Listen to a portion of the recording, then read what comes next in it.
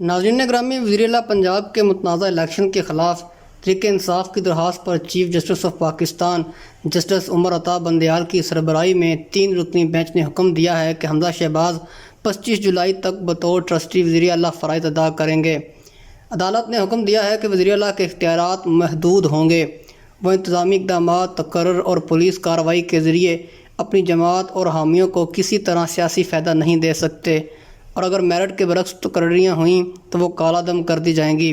پنجاب کے deputy speaker دوست محمد مزاری کی جانب سے عرفان قادر ایڈوکیٹ کے دلائل سننے کے بعد 3 رکنی بینچ نے ریمارکس دیے کہ ڈپٹی اسپیکر کی رولنگ بادی النظر میں سپریم کورٹ کے فیصلے کے برعکس ہے۔ 3 رکنی بینچ کے دیگر ارکان میں جسٹس اعجاز الاحسن اور جسٹس منیب اختر شامل تھے۔ عدالت نے ڈپٹی اسپیکر کی رولنگ کے خلاف دائر درخواست پر کارروائی 25 جولائی تک ملتوی کر دی ہے اور اب پیر کو اسلام آباد میں سماعت ہوگی۔ سپریم کورٹ کی جانب سے حمزہ شہباز کو بطور ٹرسٹی وزیر اعلیٰ کام کرنے کے احکامات کے بعد سوشل میڈیا پر بہت سے ماہرین سے لے کر عام لوگوں تک سبھی یہ سوال کر رہے ہیں کہ یہ ٹرسٹی وزیر اعلیٰ کیا ہوتا ہے؟ کیا آئین میں اس حوالے سے کچھ درج ہے؟ ایک عدالت کی جانب سے اس طرح کی اصطلاح استعمال کیے جانے کی آئینی یا قانونی بنیاد ہونی چاہیے۔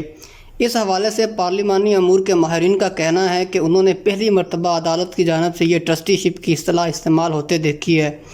عام آدمی تو اس طرح کی کئی اصطلاحات استعمال کرتے رہتے ہیں، لیکن ایک عدالت کی جانب سے جب اس طرح کی کوئی اصطلاح استعمال کی جائے تو اس کی کوئی آئینی یا قانونی بنیاد ہونی چاہیے۔ چونکہ ہمارے آئین میں کبھی بھی ٹرسٹی وزیر اعلیٰ کی اصطلاح استعمال نہیں ہوئی۔ نگران وزیر اعلیٰ اور نگران وزیر اعظم تو ہوتا ہے، اور یہ اصطلاحات آئین میں بھی موجود ہے۔ پیر تک حمزہ شہباز کی حالت بس ایسے ہی ہے جیسے نمائشی وزیر اعلیٰ۔ اس حوالے سے ماہرین قانون کا کہنا ہے کہ آئین میں تو ٹرسٹی وزیر اعلیٰ جیسی کوئی چیز موجود نہیں ہے، اس کا آئین کے ساتھ کوئی تعلق بھی نہیں۔ حمزہ شہباز حلف لے کر وزیر اعلیٰ بن گئے ہیں، اور جب تک عدالت انہیں ہٹاتی نہیں وہ بطور وزیر اعلیٰ کام کر سکتے ہیں، اور کیونکہ ابھی مقدمہ چل رہا ہے لہٰذا عدالت انہیں ہٹا نہیں سکتی تھی، لہٰذا انہیں وزیر اعلیٰ رہنے دیا گیا ہے، مگر خبردار بھی کیا ہے کہ وہ کوئی ایسا کام نہ کرے جسے کوئی وزیر اعلیٰ مکمل طاقت کے ساتھ کر سکتا ہو۔